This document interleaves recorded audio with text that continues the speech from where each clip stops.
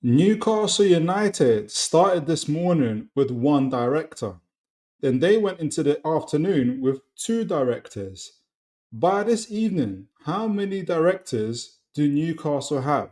Find out right here on Toon Tactics TV, folks. Oh, brilliant from Shea. And now Murphy could take on the shot. Fabian Shea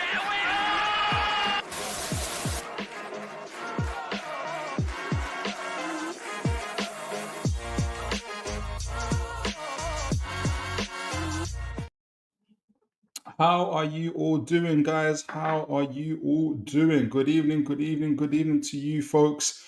I hope you guys are having a blessed day, no matter how your day has gone, whether you've had some ups, some downs, side to sides. You could have been anywhere in the world, but you are here with me. And boy, do we have some news to be talking about Newcastle today? I thought we'll have a quiet one. I thought I'd just be talking about a few transfers here, a few players there. But no, Newcastle decided to make things very, very entertaining. But before we get into all that, guys, I want to make sure that you guys are all well. Already, we've got folks in the chat saying, good evening. God bless you, Sarah Robson. Good to see you. Evening to you. I wonder what you make of all this news, all this kerfuffle going on with Newcastle and our directors. We're going to be breaking it down today. Luca talks ball. Good to see you, sir, and God bless you. Great to have you in the chat. Folks, we're going to be talking all things Newcastle United today. We're going to be talking about the football director situation. Who's actually the director of Newcastle United? We're going to find out today. As well as a few transfer rumors and news and a little bit of player profile breakdowns. And typically in transfers, we're always talking about the players that are going in, and we'll mention that. But we don't, we want to talk about a few exits and maybe exits that we might not like so much. So it'll be really, really important for all of us and for me to get you guys' points of view on all these things. And I can see Michael here has also come in. Good to see you, Michael, and good evening to you, and God bless you, sir. All right, let's start things off, and let me share my screen. Let's start things off with well,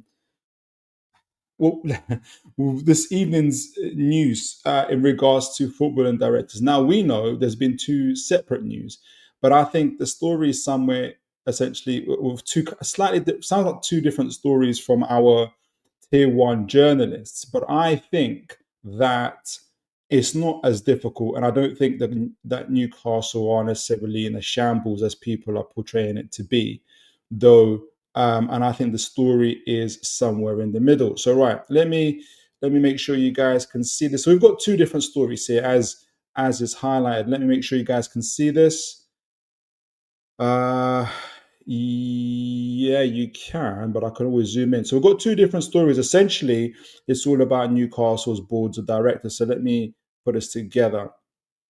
So essentially, we got this morning's, and we're going to go into the details a little bit more from the Daily Mail from Craig Hope, essentially saying that Mr. Paul Mitchell has stepped down, and Andy Howe, the nephew of Eddie Howe, will be stepping up to take his position as temporarily as DOF, together with our long-serving incredible scout Steve Nixon. This story, and so that was pretty clear. And then the story was later followed up by a story from, oh, you guys can see that? Yeah, brilliant. So let me see. First, let me go back and forth. So yeah, so what did Craig Hope say? Exclusive from Craig Hope. We're going to get into that story as well. Exclusive from Craig Hope. Paul Mitchell stands down from sporting director role with immediate effect. Andy Howe asked by the club to step up to work alongside Steve Nixon. That's a key word. It's a collaborative effort here. Liverpool's Julian Ward, who we're going to talk about, and he's been actually talked previously when was looking for a director of football, now among the names in the frame for a vacancy. So that was at this afternoon ish. Shortly afterwards, though, very shortly afterwards, we have Luke Edwards from the Daily Telegraph, from the Telegraph, providing us with this information. Oh, I got myself there in a bit of a pickle. Get myself back on track. Where are you? Hey, I got myself off it. Go on. Where are you? Luke Edwards. Luke Edwards. Luke Edwards. Let me get myself back on the bookmarks. Share this one instead. All right. So then there's this story. And Luke Edwards follows this up, making sure you guys can see that. Yes, you can. So Luke Edwards comes out and says Paul Mitchell will continue working for Newcastle United until June the 30th. So it's slightly different to what Craig Hope is, but I think for me personally, it's the same thing. But anyway, Paul Mitchell will continue working for Newcastle United until the 30th. Uh, he has not left the club and is working as planned, currently as agreed with PIF. So he's given himself some authority there. And I think this is him getting his information from PIF. He's kind of showing his hand there a little bit. In the process of handing over transfer plans to Andy Howe and Steve Nixon. So, it's for me, it's still very much the same thing. Andy Howe and Steve Nixon are now in charge of the transfer plan. So they're effectively temporarily directors of football for me, just from that. But we'll remain working on deals until but we'll remain working on deals until the end of the month. Paul Mitchell. Now the internet, I know that it's the internet, and I know that social media it's got real people, but I feel like it's two different things almost. I'm glad to see Liam Knowles here. He's always providing really good. And I'd love to get your take on this, Liam. For me personally, anyway, so like I think they're saying one of the same thing, but they're saying it in two different ways essentially. So Luke Edwards kind of said, look, he's not gone, he's still at the club, but he's handed over all transfer powers to Andy Howe and to Steve Nixon, which for me effectively puts them as the people in charge, right? Now the journalists got themselves into it because I think in my view, Craig Hope kind of responded saying, lots of confusion, blaming the club for it. And you've seen other social media guys saying the same thing. The club's a shambles. The club's a shambles. The club isn't a shambles, right? I think we've got two tier one journalists providing the same type of information, which effectively says Paul Mitchell is no longer in charge of the transfers for Newcastle United. So effectively, his powers and his responsibility have now been delegated to Andy Howe and Steve Nixon, right? So I think, and these are going to be the guys. So all agents. So the fact that this information has been coming out, all agents, player agents, all players who are now dealing with Newcastle United, whether exiting or coming to Newcastle United, are to be dealing with Andy Howe and Steve Nixon.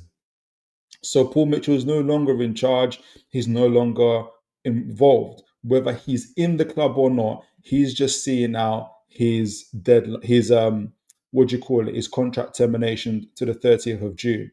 So they're both really kind of saying the same thing in the roundabout way. Whether Paul Mitchell is in the club, i.e. in St. James's Park, or from the offices at Benton, wherever he is not in charge of Newcastle United. He is effectively not the director of football of Newcastle United. But Andy Howe and Mr. Steve Nixon are now in charge. I think two tier one journalists didn't like the fact that one or the other were given contradictory information. They kind of felt that they were being shown up, and instead of kind of resolving it out amicably, started blaming the club for giving out mixed messages. I think the club gave good messages. Not gonna say good messages. They just gave the same message in a different way to two different journalists, in my point of view. But maybe I'm wrong. Maybe you guys are confused. Maybe you guys feel the clubs is a shambles, and if they are going to release the information. And plus, by the way, I've been away running, so maybe Newcastle have made an official statement. Let me know, guys. But maybe you guys feel that, hey, these guys are all, it's mixed messages. It's not proper. Like it's a shambles. I don't know. I'd love to get you guys' take. But for me, I'm pretty clear. I don't think Newcastle are in the shambles. And I think it's pretty clear that Mr. Andy Howe and Mr. Steve Nixon are now in charge of all football-related matters at Newcastle United. Paul Mitchell is probably working from home, working on his FPL team. That's literally my take on Mr. Mitchell. But I see a few messages in the chat already. And guys, please do remember to like, share, and subscribe. It's what's bringing us new subscribers each and every time. And you guys have been absolutely phenomenal in that. We're getting so many more people coming to view, to chat. It's been, and it's all down to you guys liking and subscribing, commenting, engaging with myself in this late hour. So God bless you for that, guys, as always. Liam knows no way is Mitchell having any say or sway on any negotiations now. I totally agree with this. It's very clear. He may not have officially left, but he has left the building in controlled terms. And Liam, that's exactly the point. That's exactly what I got from it. Honestly, I'm so surprised that people were acting so confused. And people, I mean, no, when people get confused, we get angry as human beings, me included. Like, if you get confused on understanding something, we get angry. The club's a shambles. How we're going to get players in now? Da da da da da. I think it's pretty clear in terms of what's going on, and that's exactly how you said it there, Liam. God bless you, Godfather. Good to see you. All right, Philip and the chat. Very well, sir. Got another one here from Liam Knowles. Think there's a lot of diversion going on. Overpriced Prem players linked, I agree. There will be some surprises coming. Isak, Bruno, Sven style. Oh, I really hope so. I love that. If you if you got that type of feeling, Liam, I love it. If Dutch press are to believe, Bakayoko 17 is snip. But that, you know what? And the thing is about that, Liam, nobody, I haven't kind of sensed it that people aren't really beating the drum for Bakayoko that much. I had like people aren't really talking about it. I feel a bit cautious because if you remember, Liam, Bakayoko was being quoted to us as 35 million euros, so about 35, 28 million pounds, and I don't mind the snipping price. I'm just wondering why, and why obviously Newcastle aren't all over it either. I haven't been tracking Bakayoko that much. So, but I've been hearing, and I hate to kind of go off of what I've been hearing, bits here, bits there, but you know, whether it's a lack of consistency, something's been going on with Bakayoko has not been kind of coveted as much. It's really interesting. I think Bournemouth are the only one I've seen linked to him. Anyway, Michael NUFC, but I really like what you said there, Liam. I really hope we get a Isak Sven style type of thing. And they tried. I think they tried to allude to that. I can't remember if it was a Telegraph or was it Craig Hope. Somebody was alluding, or was it our newspaper, alluding to the fact that the Newcastle higher ups are really happy that people don't know about their foreign business and stuff like that. All right, I'm all waiting for the surprise. I'm all open to it. Surprise me as much as you like. Honestly, I'm all open for it. Marco NUFC, I am not concerned about it, mate. I'm sure Piff, the club, and Eddie and Co know exactly what we need and will deliver. And you know what? I am too, Michael. My main thing is I hope that the players that they're speaking to and their agents are fully clear as we are on this channel about what's going on and who's in charge and who's in control. And that's the main thing. I think they should be anyway. LB1 1998. I don't know if my first time seeing you here, but if you've been here before, apologies. But God bless you for coming on. Gordon going Liverpool. As I've just come back from my run and just come on the show. So I don't know. Has something been confirmed, guys? Is there something in the air? Am I missing a big story? Do let me know. We'll talk about it here. In fact, we're going to be talking about Gordon today. We're going to be talking about Gordon and Lewis Miley as potential exits. So that's a nice segue, actually. Goat Father, what are journalists doing? He is on garden leave until the end of the month. Honestly, I agree with you, Goat Father. I think a bit of pride and ego, and we've all got it. I've said stupid things as well, and or like sometimes just saying, just kind of humbling yourself a little bit, letting the situation blow over. But his ego gets in the way. That's all I can get from it. Team season, good to see you. God bless you. Philip, are we going to buy any talent yet? And has Eddie Howe put off more directors of football with his childish mentality? Maybe he should share his toys like a big boy. I don't know if we're going to buy any talent anytime soon. I'm very confident that we will, though. when or how it's going to. Well, I kind of know how it's going to happen, but I do believe we will.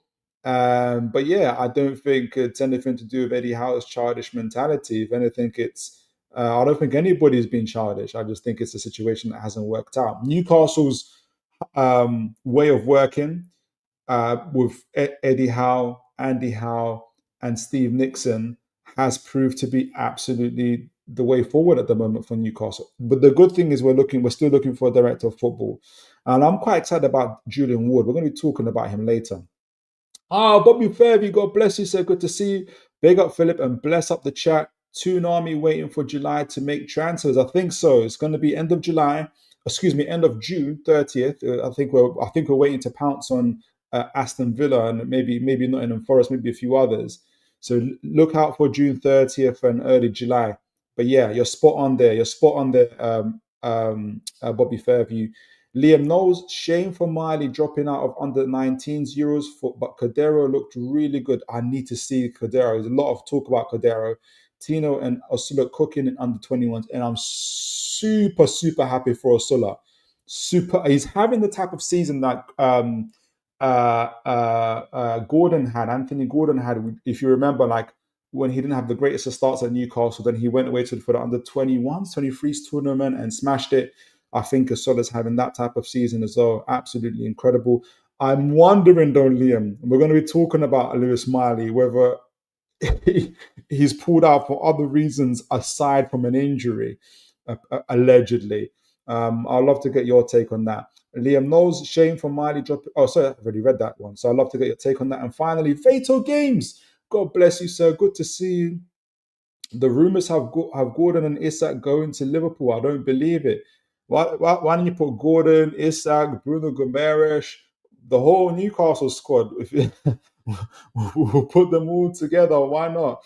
I just think Vato that Isak for sure is staying.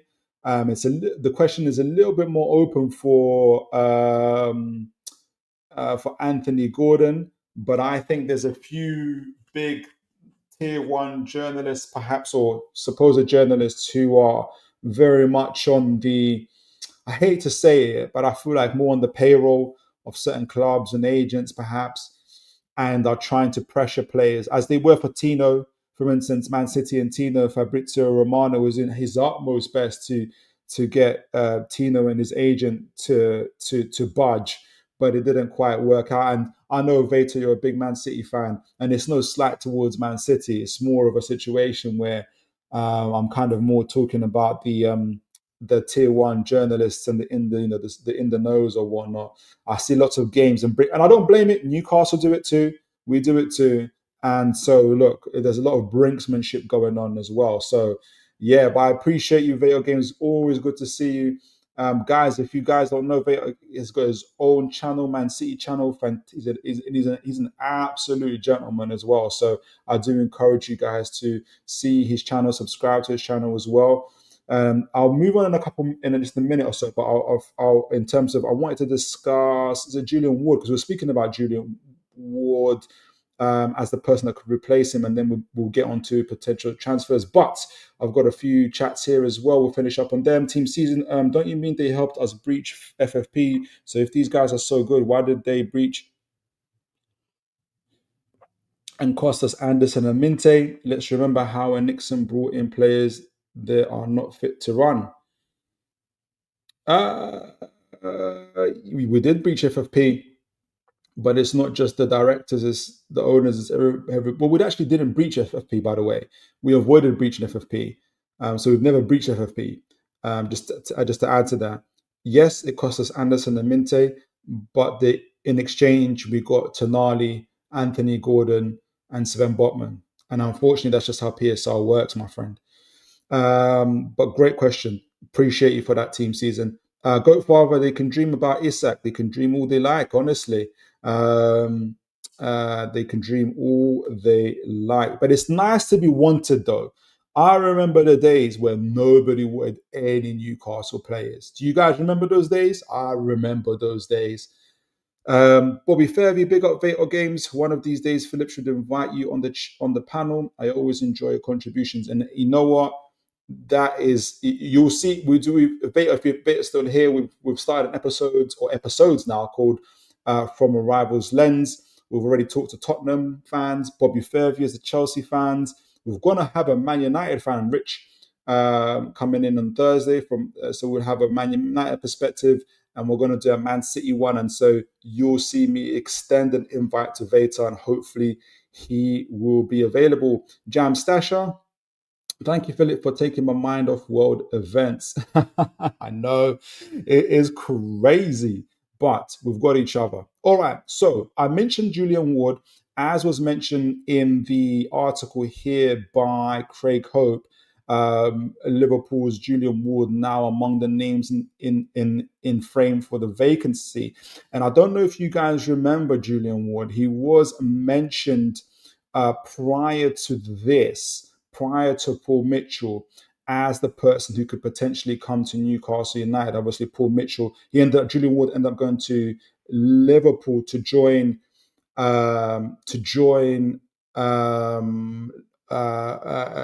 Michael Edwards with Liverpool, and obviously what a success that has been. Now that he's as technical director as well. Now, Julian Ward obviously is one of the names in the frame to take over for Paul Mitchell as director of football. He's currently one of the technical directors at Liverpool, and so this will be going to join Newcastle as director of football will be a slight step up. And for you, some of you guys that aren't aware too much about Julian Ward, here's a little bit of a background on him. This is from The Athletic. This is when he returned to Liverpool by James Pearce. May 10th, 2024. So nearly exactly a year ago now. So Julian Ward returns to Liverpool. This was when he returned as FSG technical director. This is alongside Pedro Marquez, named as director of football development. So, and this is him, obviously. This is Mr. Julian Ward next to Jurgen Klopp himself. So who is he? Michael Edwards has brought back former Liverpool sporting director Julian Ward as Fenway Sports Group FSG new technical director. Ward has been convinced to return to the fold a year after stepping down to take a break from football. He's got a bit of a Eddie Howe about him in that sense. When I read that, I was thinking about Eddie Howe there. And a break from, or a little sabbatical hasn't hurt Howe at all. Edwards, who took the role of FSG CEO of football in March to oversee the post-Jurgen Klopp era, has also appointed Benfica's Pedro Marquez as director of football. Okay, so what does it say here? So a new football executive has been created by Edwards and Richard Hughes, arriving from Bournemouth. But what else do they say here about Mr. Ward? Ward will be tasked, and this is what he's currently doing. Ward will be tasked with overseeing player development across FSG's football operations. That's good. So worldwide connections there. His wide range of responsibility would include oversight of Liverpool's academy. It's important for Newcastle United, which is a growing academy now as well. FSG's loan department, goodness gracious, could we benefit from that? Group-wide elite player development strategies, and establishment of FSG's new football innovation department. I do not know what that means, but I'm sure someone in the chat would know. But I would love for something like that to be at Newcastle. He will preside over the management of football. That's Ward, obviously. Operations at any club. He will also preside over the management of football operations at any club added to FSG stable, as the American owners look to establish a multi-club model, which is, again, fits right under what PIF do, which is a multi-club model. Funny that. I remember people doing a whole vote out multi-club model when Newcastle wanted to do it. It's all right for some. So yeah, it talks about the various. So Hughes and Ward, who will both report to Edwards, will be tasked with in showing that academy graduates and young players acquired from across the globe remain a viable source. And it provides a little bit more background here. So, and he's got extensive connections here already, Ward, across the globe. Ward initially joined Liverpool from Manchester City in 2012 as the European scouting manager for Spain and Portugal. So he's got that scouting background, Mr. Ward does. And I'm sure him and Steve Nicks, if Ward joins him, Steve Nixon and Eddie Howe will have a lot of conversation, like kind of in common there. 3 years later, he was appointed Loan Pathways and Partnership Manager So again, our loan department could do with an upgrade. In 2020, he was promoted to the role of assistant sporting director and then got the job when Edwards decided to step down in summer 2022. In which case, Mr. Jurgen caused him to take a break from football afterwards. So he's got a really extensive background here. And I did a little bit of a breakdown on him as well in terms of why he could potentially be suitable for Newcastle as well. As you guys can see, he's already got a lot of pedigree. And so I want to kind of go through that with you folks. I'll get back to the chat as well. But I don't know what you guys think of him so far. I think the main thing we just want to know is, will he fit in with our setup, I think. And so let's get into it. So what's his strengths? His clear strengths. Let me make sure you guys can see that, because I start off sometimes and you guys can't see what I'm looking at. Yes, you can see that. Brilliant. So his strengths are obviously talent identification, strategic recruitment, and player development, which he got from Liverpool, obviously, and Man City. He's got extensive roles as a scout and whatnot, where he orchestrated as a sporting director for Liverpool between 22-23. In that 1 year, he orchestrated high-profile signings, which is what Newcastle need. And I think Liam, I don't know if Liam, you are still here. I don't know if you remember, we talked about the ability, what Simon Judge said about Eddie Howe, his ability to take on, to kind of cover high-profile signings. Well, this is right up Mr. Ward's expertise, which is his signings include Luis Diaz, Darwin Núñez, and Alexis McAllister. Ward's expertise in leveraging data-driven scouting, which obviously we do love, with Portuguese market. That's going to be interesting. Those conversations with Eddie Howe about foreign markets is going to be interesting. We're key to Liverpool's transfer success.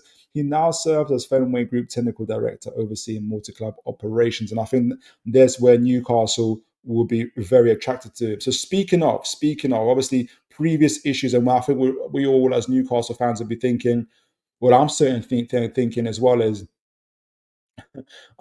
is he going to, we know our previous issues, whether it's Ward or whoever it is, are they going to get on with our current setup, in which is, previous issues of Paul Mitchell and Eddie Howe, which have been really documented. Obviously, there's been a power dynamic between them. There's been lack of consultation that he's had with Paul Mitchell around transfers and things of that nature. There's frustrations over that. There's been no first team signings from Mr. Paul Mitchell in the whole year that he's been here, which is insane. And obviously that's due to the kind of overlapping of established influences of recruitment of Steve Nixon, Andy Howe, Eddie Howe, and kind of Paul Mitchell got in the way of that. So our main thing is, can Mr. Ward, would he work in that kind of situation? So here's a thought. So Ward, so that's the big question. Would or could Julian Ward provide? What could he provide that differs from Paul Mitchell? So Ward, remember, has a distinct advantages over Mitchell, addressing our issue, which is proven transfer success, unlike Mitchell this past year. In that 1 year at Liverpool as sporting director, he got those players over the line, unlike Mr. Mitchell at Newcastle. And he has really good connections across the globe, especially the Portuguese market. The other distinct he has over Mr. Mitchell is he has a very good collaborative approach. His tenure at Liverpool, he worked harmoniously with Jurgen Klopp, which is not easy. He's a massive, powerful personality, Jurgen Klopp. And Michael Edwards is also a powerful personality. And he's been always the guy that they've leaned on and they've always spoke highly of. So to be able to manage both Michael Edwards and Jurgen Klopp, I think he can deal with Eddie Howe, Steve Nixon, and Andy Howe as well. So contrasting with Mitchell, who's a lot more fractious. He's got global scouting networks. He's also got a very long-term vision. So Ward's current role at FSG involves building sustainable recruitment systems, which is what PIF are absolutely desperate for. So this will align with our goals. And plus, it provides stability and continuity. So Ward's decade-long rise at Liverpool from scout contrasts with Mitchell's brief, unstable tenure. So Ward's appointment could signal a commitment to long-term growth for Newcastle. And just to add, in conclusion, Piff see Ward as a solution to Mitchell's shortcomings, valuing his recruitment expertise, collaborative style, and strategic vision.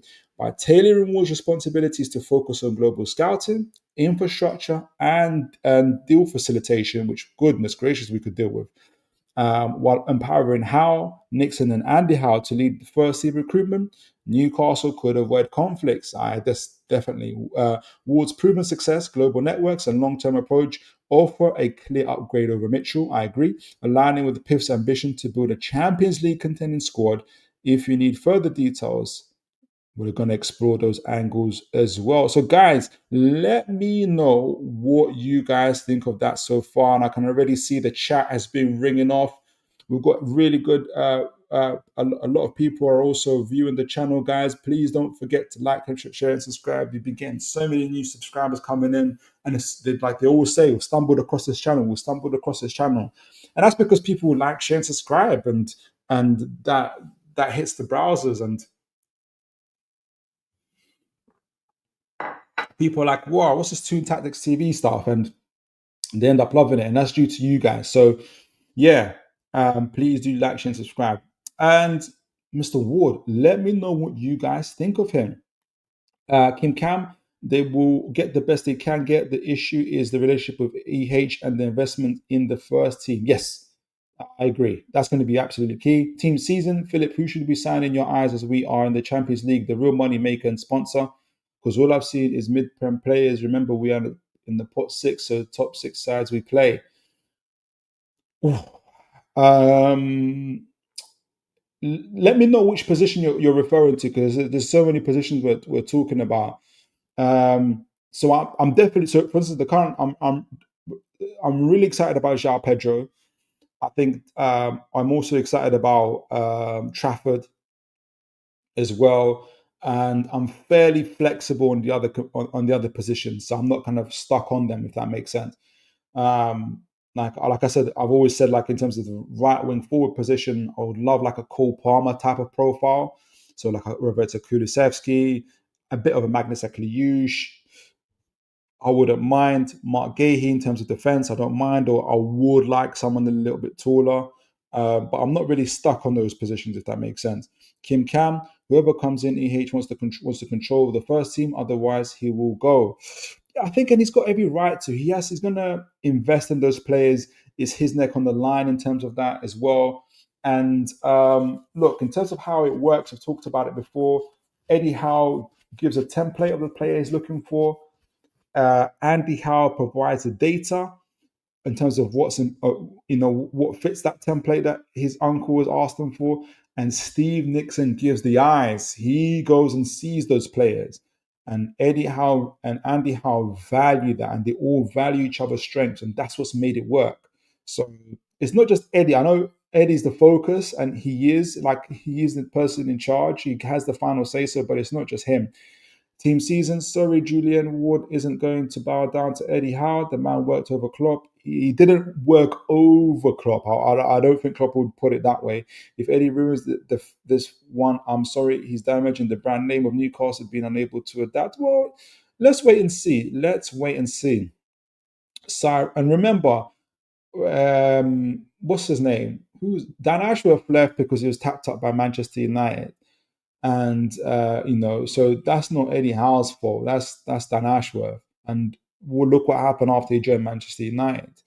And Paul Mitchell has his reasons. He didn't fit into what the structure that we've already had in by then. Sarah Robson, why would any deal worth their weight in salt want to come to Newcastle? Because we're in the Champions League. We've got the richest owners in the world. We've got a great team and a world-class manager, I think, and a growing academy, and the possibility of multi-club ownership as well for any director of football. I think Newcastle is hugely attractive. Two good guys have come. Well, Dan Ashworth left for Man United and was talking to Man United. Oh gosh, my screen is going off. But Dan Ashworth, while I talk, I'm going to fix this. Dan Ashworth left for Man United, and he was talking to Man United while he was talking to us. I'm not going to forget that. and that put our whole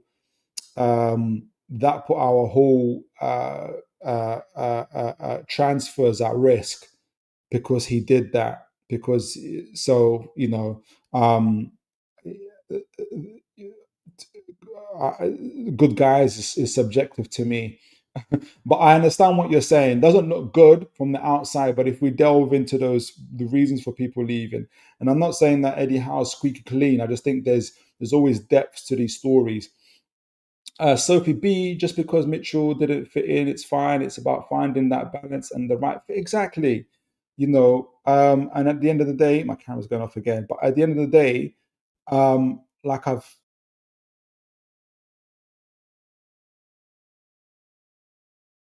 Jeez, everything's going off. Let me know if you guys can hear me. My sound is always acting up again today, so my apologies, folks. I hope you guys can hear me. But back,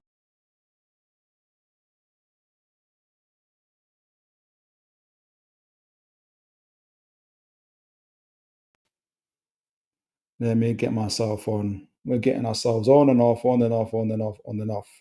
How's it working out? Yeah, so I'm not saying that Eddie Howe is squeaky clean, but I think he's interested is in Newcastle. Eddie Howe's not the person that's talking to Man United while he's in charge of Newcastle. So whatever, unlike some,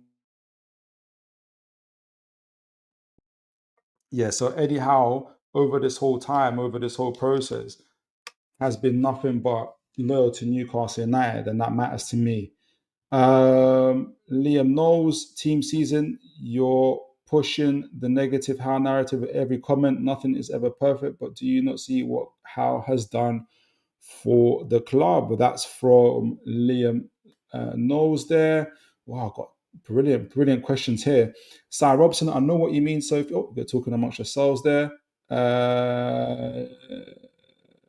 Oh, Sophie B, how is the right man to coach a team? Not be a sporting director as well. Exactly, I agree. Sophie B should get better games, class content. Absolutely, absolutely. I will be talking to Mr. Veta Games, and hopefully we'll get his availability. It'd be great to have him on the show. He's been on the show before as well. Liam Knowles, Philip suggested new structure in the club. Ward could be covering technical director rather than DOF. Slight change, but less overlap. I think that's a great idea, Liam. I'm just trying to put myself in Ward's shoes. Now, I don't know the man, and maybe he doesn't really care about titles, perhaps. But for him to leave a massive club like Liverpool, I think it would have to be for a job that's where he's got at least the responsibilities, if not maybe the title of a director of football. It would have, maybe it's not DOF, but it would have to be something that's the next level up, really. And maybe that's what you mean. Maybe that's what you mean, Liam. Yes, get Veta Games on, absolutely. All right, all right, all right. Goat Father, Mirdad and Shelby were a team proves we don't necessarily need a DOF. Oh, Amanda Stavely, they were a team. I wonder, it was crazy in that boardroom from what I remember. Sam, starting from the beginning, but new to this channel after seeing you on another show. Sam, you are so welcome to the show. Great to have you. God bless you. Join the chat. You're most welcome. I hope I behaved myself and showed good account of myself on whatever show I was. Thank you, Sam. And I appreciate the comment as well. Team season. And I wanted to talk about what's my next thing I wanted to talk about? Was it transfers or people that possibly that's it, people that are possibly leaving, or is it something else? Let me just make sure I got my yeah. We're going to be talking about potential exits, and I want to get you guys' view. Obviously, we're going to talk about Anthony Gordon and Lewis Miley. So it's not the exits that we're thinking about all the time, or I'm thinking about your Joe Bullocks and Longstaffs. Those are pretty straight down the line, but it's maybe the ones, but those guys aren't necessarily coveted. Team season, Philip, we're on the top. We're on top four, lowest rated sides. So 6 of 8 are games will be against the top seeded sides. We have one easy game. That's it. By mid-level players won't help us. Pedro is okay, but Simmons 60. Um, we'll see. We'll see. We'll see. I see what you're saying. I think we are getting what we can, and you have to remember. I think as a result of PSR, these are the players that we would have bought 18 months ago, and now we're having to catch up because of PSR. But I don't think that it is the intention of Eddie Howe or of the recruitment time to buy mid-level players. And I disagree that they are mid-level players. Kim Cam Mitch wanted to run the show while EH was winning our first cup without proper reserves. Yeah, and once that Champions League was sealed, Kim Cam, so was Paul Mitchell's fate. Oh, thanks, Sophie. You're back. It's fine. Thank you so much. Honestly, I get logged in, logged out, but you guys are absolutely superb. You stick it out with me. Honestly, I'm so grateful for you guys. You can't imagine because I know that my camera can go off at any moment, my sat can go off at any moment, but you guys stick it through. And sometimes you guys just run the show by yourself, which is crazy. Yes.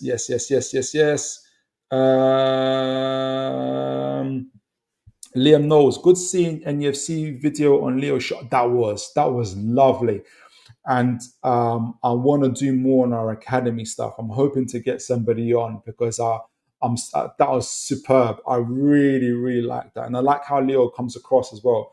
Hopefully, it points to him getting some first team soon. Yes, England under 18s captain needs to train with trips every day. I agree. I fully agree, and I'm proud of that. I'm proud that he is. I didn't realize that he was the under 18s captain for England. Cy Robson, I get you. I'm just being devil's advocate. I want Eddie to stay for the rest of his life. Absolutely. But there'll be some players that aren't going to stay with Newcastle for the rest of their lives. Now, I want to talk about some of those guys and get you guys' take on it and what started this conversation for me. And we're going to get into transfers in a moment, but I want to talk about exits first, right? Because I'm always, like I said, talking about. I'm always talking about. Uh, uh, uh, like I said, your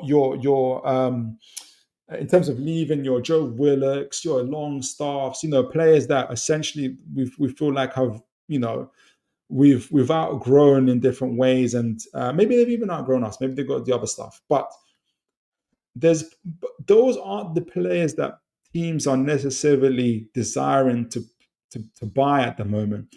And there might be other players that we may not necessarily want to leave, but other teams really, really want. So let me show you guys what I mean. So I sent. I don't know if you guys are aware of Joe Bland. He's a really good journalist and an all-round decent guy from what I've kind of from my kind of conversations with him. And I had asked him. Um,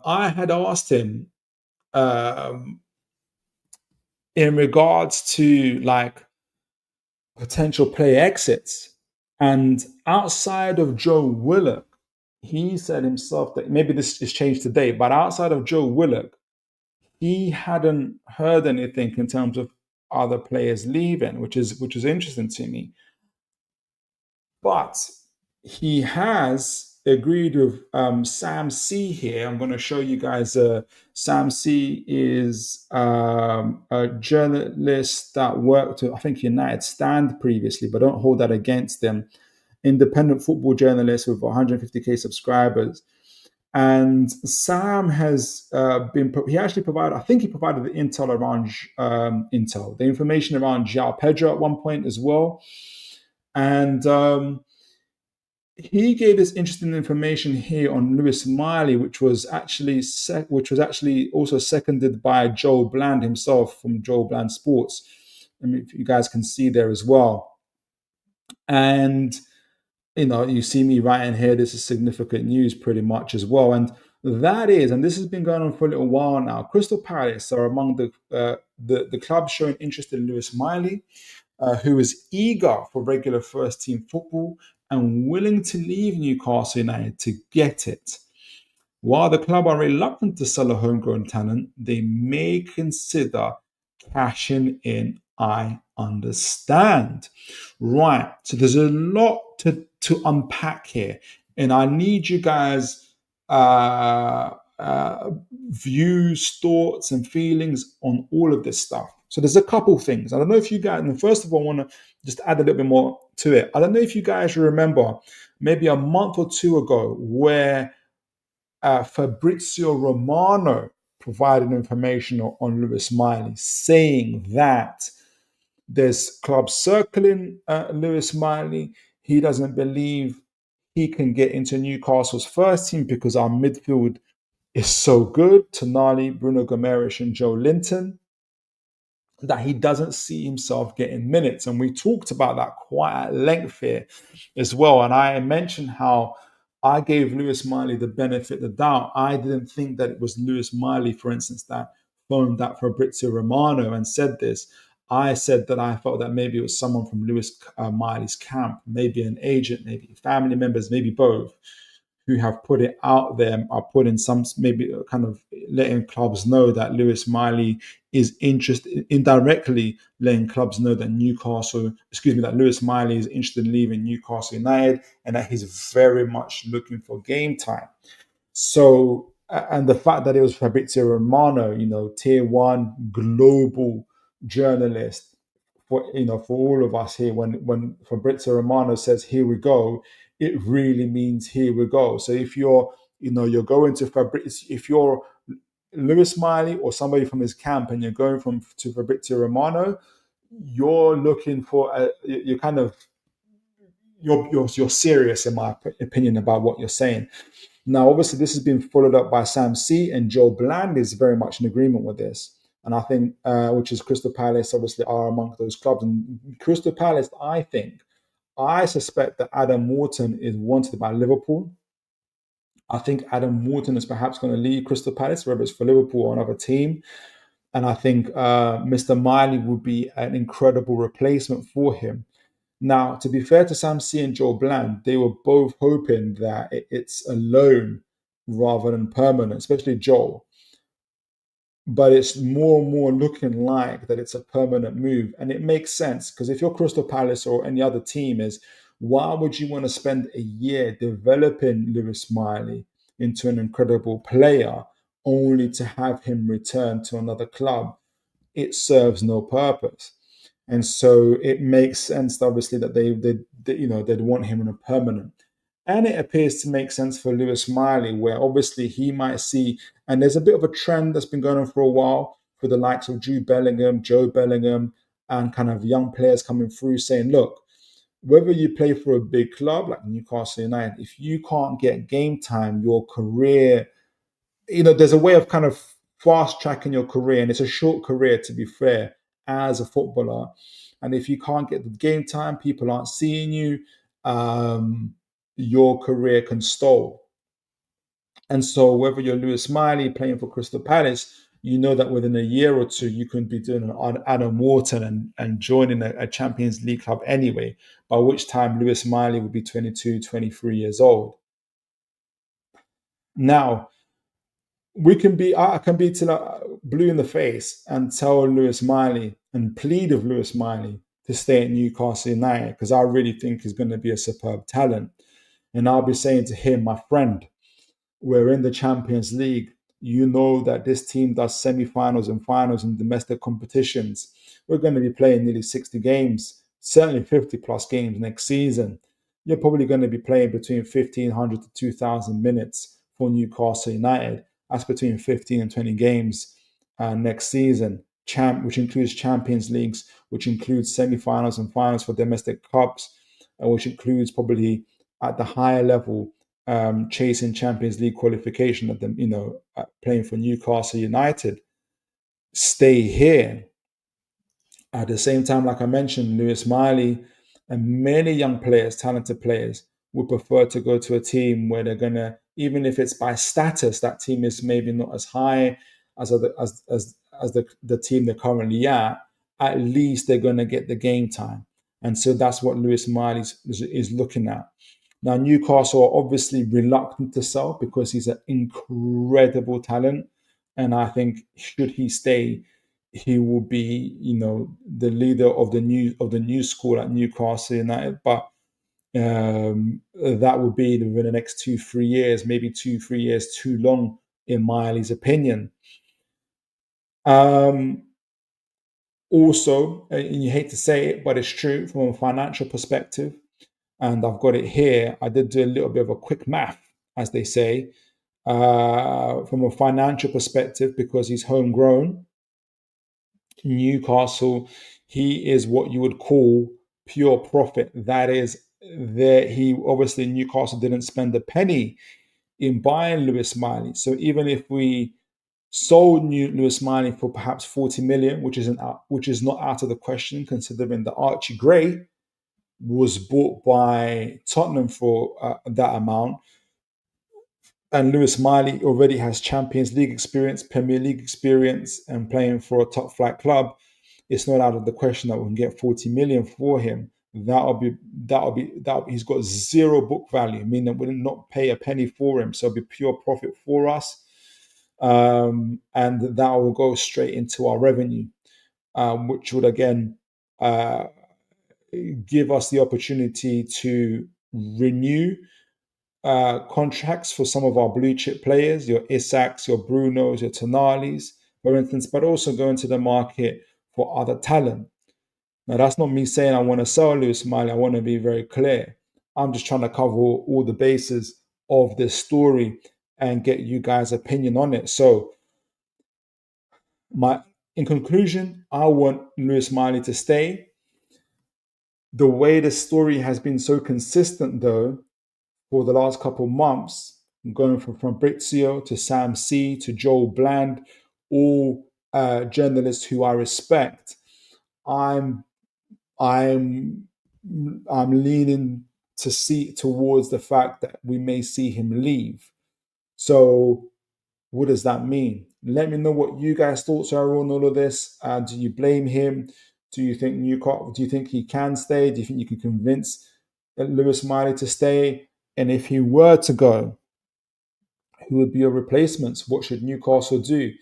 Let me know, folks. And there's already plenty of people in the chat. We've got 30 people watching, which is absolutely amazing. And if it's your first time on the channel, guys, God bless you guys for watching. I hope you guys enjoy the show. And please do remember to like, share, and subscribe, and hit that notification bell. That's the other thing I've got to remember. Hit that notification bell. Right, so let's see what you folks are saying. So if you beat Newcastle before anyone, well, exactly. And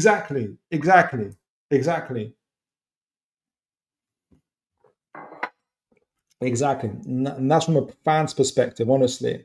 That's what I'll be saying. But it's a short career, I guess, from Lewis Miley point of view. Liam Knowles, if Pedro signs, his flexibility means left forward is stacked. Joe Linton, Gordon, he can be effective, but Barnes may be the one to go. I agree. And we're going to be talking about Gordon because it looks like, sheesh. I think some of our fan base have already sold Gordon, which is incredible. Yeah,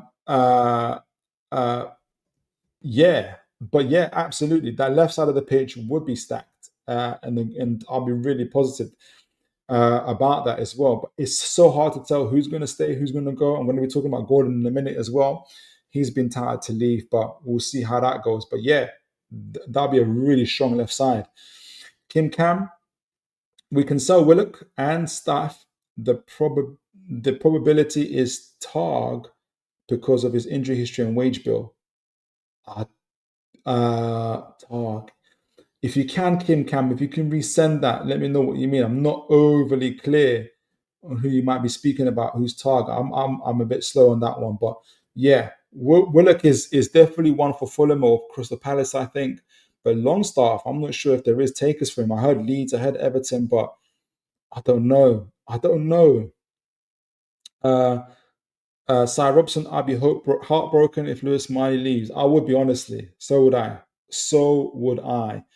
Liam Knowles, Strawberry Corner Boys is Miley's neighbor. Corner Boy is Miley's neighbor. He was devastated to drop out of under 19s. Definitely an injury. Okay, good. Well, not good for the injury, but you know what I mean. Like it's good. It's not like, oh, he's about to leave, but not saying the sale can't happen, but can't see it. Future homegrown quota filler, yeah, and just even just first teamer for me as well. But yeah, thank you for that, Liam. That certainly settles the nerves for me. For now anyway. For now, I need to say Jim Stasher. Jam Stasher, can we start a collection for the departing Paul Mitchell for everything he has done for the club? I'm sure that his severance pay will be more than enough for him. But I know you're kidding. Jam Stasher, and get him a departing gift. Hopefully a signing. Loan would be better. Yeah, loan would work for us. I just don't know if it would work for Palace.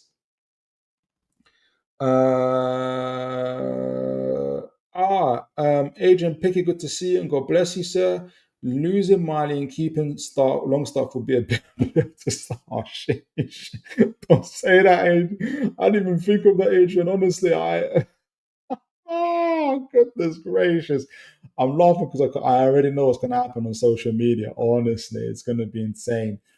Kim Cam Mill is unproven player. If we can get good money for him, we should sell tonight. Wow, Kim Cam, you're a lot more bullish on that. You know what? And I appreciate that. Honestly, it's good to get like a various points of view as well. And sometimes is because of me including a lot of us wanting to stay. So it's good to have like for you to kind of necessarily trying to go against the grain, but just like you got a different view, and it's good to hear it. So if you be considering Crystal Palace want 100 million for Wharton, I would want 60 million for Miley. Hey, if we get 60 million for Miley, at least, yeah, yeah, exactly. So if you be, the problem is Target. Yeah, it was Target you were talking about, Kim Cam. Target. The problem is Target with his injuries and wages was what Kim Cam meant. Yes, exactly. I am hearing about Tim. Yeah, we can't. I think it's last year as well. Nice on Kim Cam and Sophie B. Thank you for clarifying that. Well done, guys, for helping yourself. So yeah, look, I want Mr. Miley to stay, but this is, like I said, this is a growing thing. It's not going away. It is not going away. Speaking of going away, Anthony Gordon. Anthony Gordon. Now I'm going to talk about Anthony Gordon. Uh, Lots of news is always about him, and it's been going on since last year. Obviously, about him leaving to go to Liverpool. Now, last year for me, guys, is not his fault at all. That is our fault, meaning the club. Obviously, over the whole PSR situation, us phoning him up after the fact that he just gave us a 20-goal contribution season, us phoning up and saying, yeah, we're about to breach PSR, we need to sell you. And that is enough to unsettle the player and feel undervalued. So I have no blame for Mr. Gordon for that whatsoever. And in fact, Newcastle were discussing payment structures with Liverpool, according to the Iron newspaper. That's how far that deal had gone before Elliot Anderson and Minte were sold to Brighton and to Nottingham Forest, respectively. But this Liverpool connection has not left. As we know, Liverpool are in the process of either negotiating a deal with Diaz or selling him off, possibly to Saudi Arabia. I don't know if you guys saw, Diaz has got a fancy new diamond gold tooth, excuse me. He's just got married, so you can tell that he he would like some. He's not short of money, but he would like some extra money. But anyway, the point being is that there could be space on Liverpool's left wing position. So this is just one of the articles, which is around Anthony Gordon. There's been many, and that is Newcastle United star Anthony Gordon open to sensational dream transfer. Report from Chris Nee, published 6th of June 2025. Magpies winger could be in line for a shock move, and report claims he's willing to listen to an offer. And that is the Intoxicating thrills and spills. Okay, a lot of stuff there. Newcastle finished fifth. We did a lot of fluff here. Selling players or solid profit would be great to fulfill their requirements, but manager Eddie Howe would be understandably reluctant to accept any. Yeah, we're sure he would be reluctant. We all are would be reluctant. While there's many money to be made elsewhere in the Newcastle United squad, the Magpies would rather unlock some spending readies without cashing in on the likes of Alexander Isak or Sandro Tonali. Yeah, obviously. So winger Anthony Gordon could be a sell option according to reports. And if Liverpool allowed Diaz to leave, we spoke about him for Barcelona. Barcelona have put themselves out of that race. This summer, the Reds might step up their interest in the former Everton man. Any move for the 24-year-old would be a significant boon to Newcastle, who don't want to sell Gordon, but would be able to make a use of the 80 million they're demanding for him, according to Team Talk. While Gordon is not agitating to leave St James's Park, that's good to hear, where he's extremely happy, he would be very keen on the move back to Merseyside. That sounds contradictory, but fine. You're extremely happy, but you still be keen to move back to Merseyside. Okay. Viewing Anfield as a dream destination, writes Fraser Fletcher. This is Fraser Fletcher from Inside Football, I think, as well. So it's interesting there. Like as I did for Miley, I'm going to do for Gordon. So I kind of lay out a bit of the financials for an outlay. One outlay would be, should we sell Mr. Gordon? So let me see what I can get here. I talked about it. Now, Gordon, unlike Miley, obviously isn't an academy product, so we're not going to get pure profit for him. However, I did ask AI to kind of estimate how much of the 45 million or so that we paid for Everton for Anthony Gordon's services have already paid off. And what would it mean should we sell him for 75 million to Liverpool? So selling Anthony Gordon for 75 million after the June the 30th provides Newcastle with PSR profit of 52.5 million. The transfer fee is 75 million. So transfer fee of 22.5 million book value. So that's what they think is left over on his current from the 45 million to the 22.5 million, which would mean to come off as a profit. So wage savings, 7.8 million. So he's on about 130k at the moment with bonuses, I think, which rise up to about 50k, I think, 50 extra k.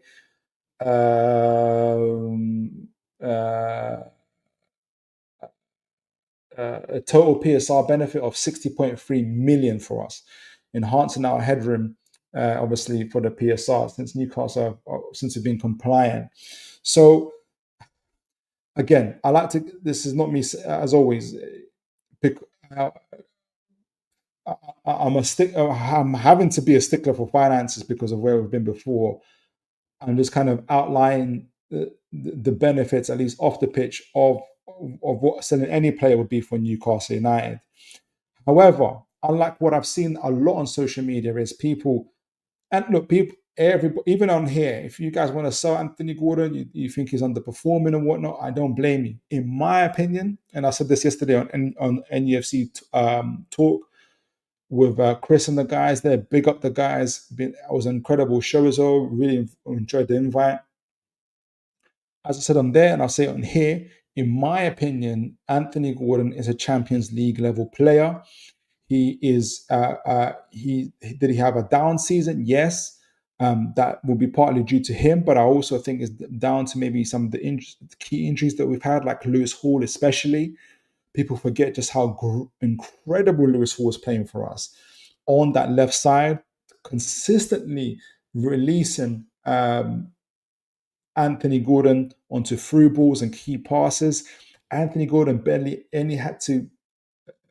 hardly ever had to drop back beyond the halfway line because Mr. Hall was especially when it comes to collecting the ball, because Lewis Hall was always able to drive the ball upwards or bring a pass forwards for him, and Anthony Gordon obviously loves to stay on the other side of the pitch the most. So I think Lewis Hall was desperately missed. And if you guys remember, like those games where Lewis Hall had more touches than Bruno Guimaraes, which is a feat that not many players can achieve. That's how important Lewis Hall was to us. We know that Tino Livramento did an incredible job down the left side, but he is a different player to Lewis Hall. Where Lewis Hall does see an eye for a pass as well, and it adds a lot to our offensive impact from the midfield area as well, because he pushes up to the midfield area, releases the ball and things like that. So I'm saying that Anthony Gordon missed Lewis Hall as well.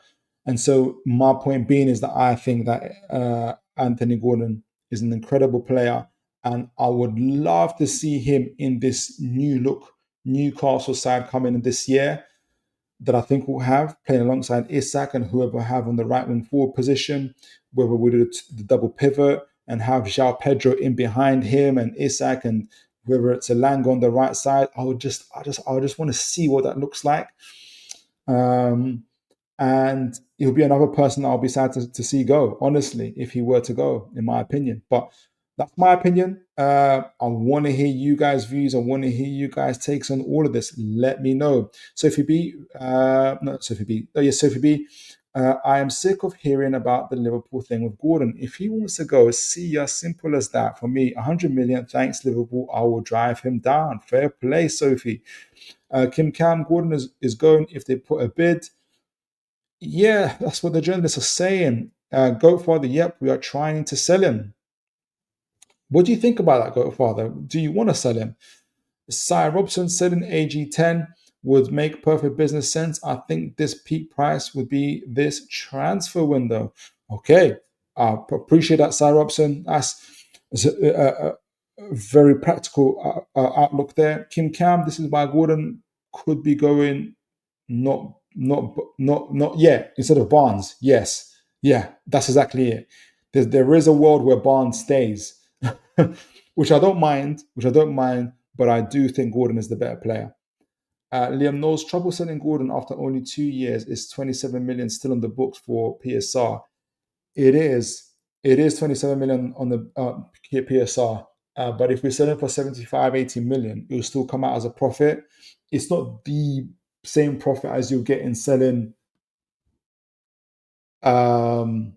Miley, for instance. But it's still good profit, and you still come on the revenue. But it's not. I'm sounding like I want to sell him. I don't want to sell him. But yeah, I know what you're saying, Liam. I know what you're saying. But what do you see as a player, though? How do you rate him as a player, Liam? I'll be interested to know. Adrian Pickett. Yes, I let Gordon fulfill his dreams. Fair play. If a player doesn't want to be here, a player doesn't want to be here. That goes for Miley as well.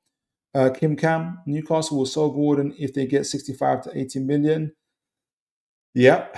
75 million minimum price. Cy Robson, Goatfather, 60 plus 20 million English tax. Wow, you guys already negotiate. You guys are, I'm like, oh, let me know if you want to see him go or not. Like, you guys are already negotiating the price.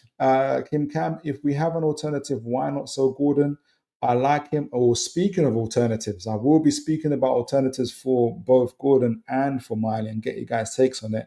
Kim Cam, if we have an alternative, why not sell him? Yeah, we're going to be speaking about him, but this worth a lot will help us. Yes, Liam knows making a rival better is never a good thing. Exactly. Very good point of view. 1-1-5 result soon. Associated party sponsors incoming. Not in any hurry to switch AG up now. Very strategical thinking there, Liam. Red Devil United, God bless you. Good to see you. Hi all. Hi to you, sir. Kwanzaa part exchange.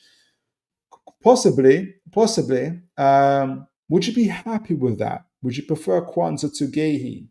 For instance, he's taller. He's incredible on the ball. I haven't made up my mind on Kwanzaa, to be honest. I haven't made up my mind. But if I'll be interested to see what happens with that. Clouds, my first time seeing you. If it is your first time, God bless you. Welcome to the channel. If it's not, then forgive me. But great to see you in the chat anyway. Clouds, do you think there is a chance Newcastle don't sign a player, bro? What, like, full stop, ever sign a like this transfer window? No, they're definitely signing a player.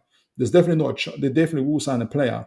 Eddie Howe said it. PF said it. Like, we're definitely the reason why we sold Almiron, Lloyd Lloyd Kelly during like midway through the season is so that now we can sell players. Now that we can buy players, absolutely, we'll buy players.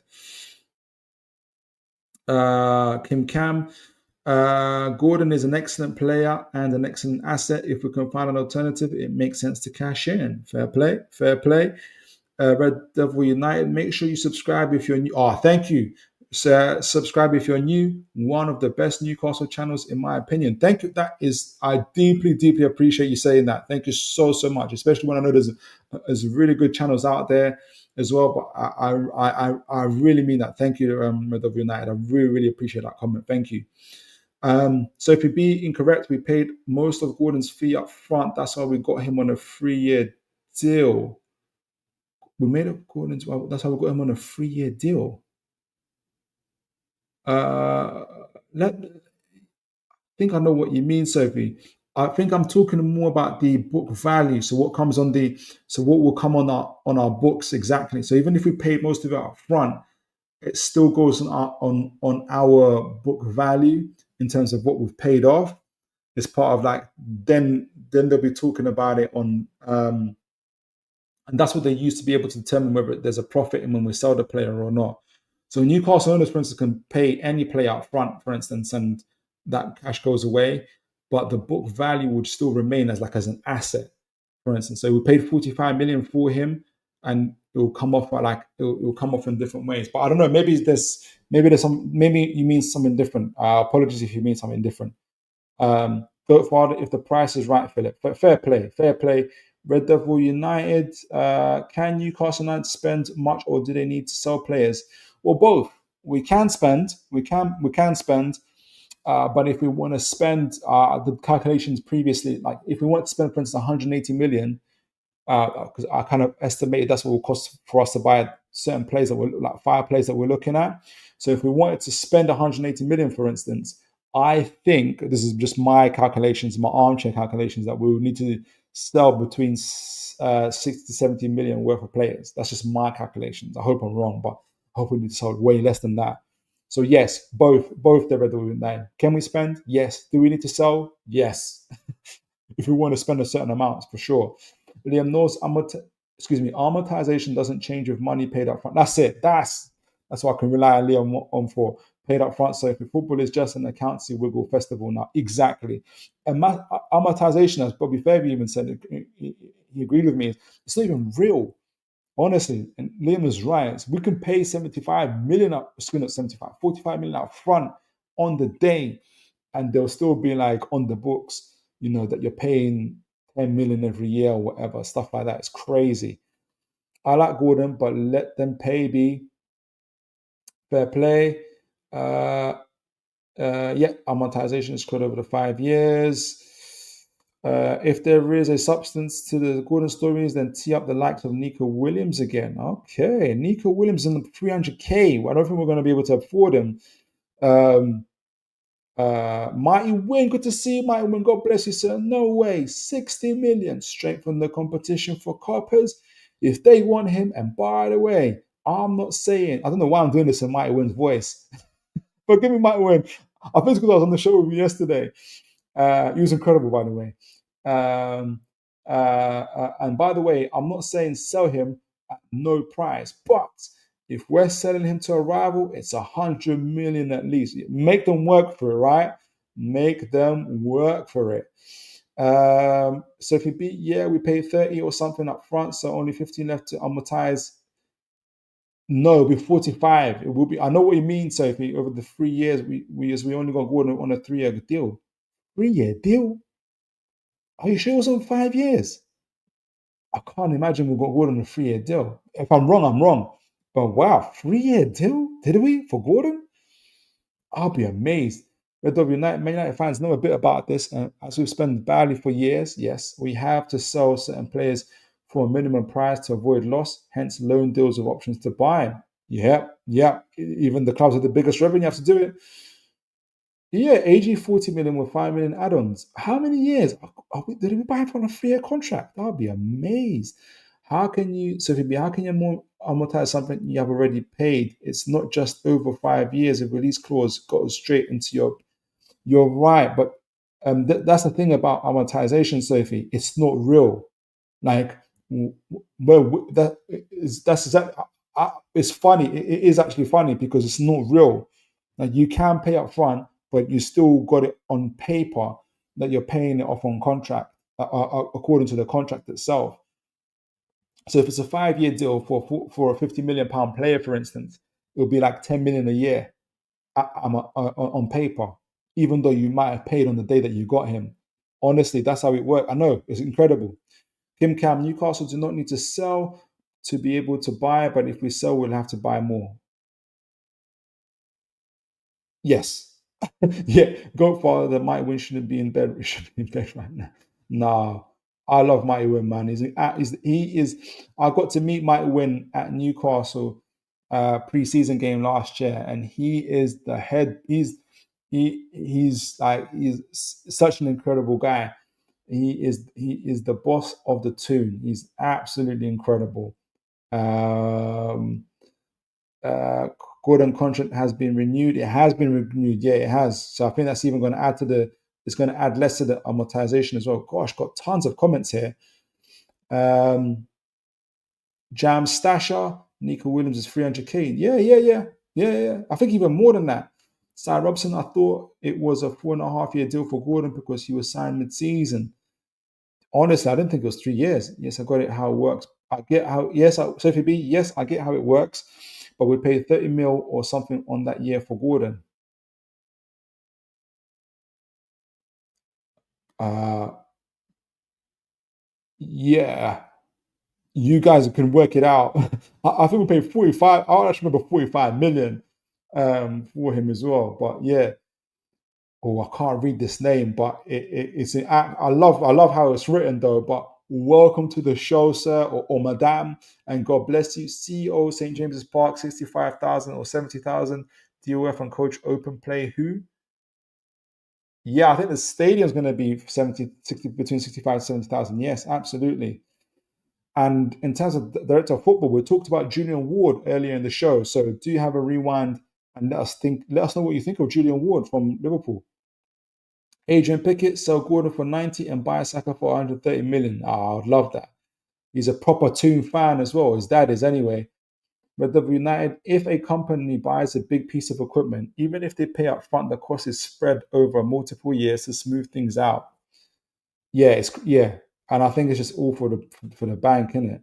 Can we get Vardona Adrian? You can pay it off quicker. Okay, I think you guys are talking amongst yourselves. All right, so we spoke about the players, Lewis, Miley, Gordon, and people are fairly open on both sides. Like for the players, a little bit for Gordon, we were already kind of negotiating the payment structure on here, which is incredible. For Lewis, Miley, we were a little bit more split. So before we go into that, there's a number of other transfer news before I go into the players that I think about that perhaps in terms of could replace both Gordon and Miley. But there was other transfer news. I wanted to get you guys' take on it. Let me take this off. Oh no, not add it. Take it off. Goodness gracious. And get you guys' take on it. Is it this one? It's this one. We'll back up here. Let's get it on. All right. Let me see what you guys think of this.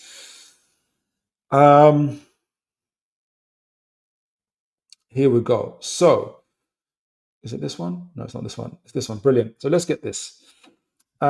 This is a report that I haven't from a journalist I'm not overly familiar with. Charlie Haffendam. He's got I think 10,000 subscribers or so, 13,000 followers. Excuse me. He is a journo for Aston Villa, Birmingham Wolves, and West Brom, fan content creator and podcaster. Anyway, he claims that Newcastle United are also having provisional. Newcastle entered talks to sign £27 million Brighton defender, and that is obviously Mr. Van. Excuse me. I forgot his name now. I know it's Van Hecke. I forgot his first name. Jan Van Hecke. Jan Van Hecke is his first name. Now, he claims it's in provisional talks. What else has he said? He said I got his report on this. I want to get you guys' view on it. I did ask him if kind of what he thought the price would be, but he hasn't responded. And then I always get people that say, "Oh, don't believe him. Why are you asking him questions? Da, da, da, da, da. Don't fall for the lies." And I'm always like, why do you guys assume I'm falling for the lies just because I'm asking the questions? Like, it's still news. Like, I've got to, if I just go through the whole show, through my whole time, just saying, there's conversations to be had. So Van Hecke. So according to the publisher by Charlie Haffender, make sure you guys can show you guys instead. Let me sure you guys can see that. Yes, you can. He claims that Newcastle are interested in signing the Brighton Hove centre back Van Hecke and have initiated talks with the players' representatives. According to him, the Magpies have excuse me. Let me go back here. The Magpies have been heavily linked with signing the Seagull striker João Pedro in recent days and weeks, but he may not be the only one. Not be the only JP on his way. Oh yeah, João Pedro and Jan Hecke on his way to St James's Park. Peck though, is Peck in it? Anyway, to St James's Park. As Van Hecke, he got the initials wrong. As Van Hecke has attracted interest on Tyneside, the five-time Netherlands international has been a regular starter for Brighton for the past. And you know what? I forgot that he's from I don't know why I forgot this. He's from the Netherlands. He would have been playing alongside Sven Botman for the past 2 seasons, and he gradually has been progressing into one of the Premier League's best ball-carrying defenders, and that is true. That is very, very true. He's an excellent centre-back. Newcastle have been keeping tabs on Van Hecke as head coach Eddie Howe has been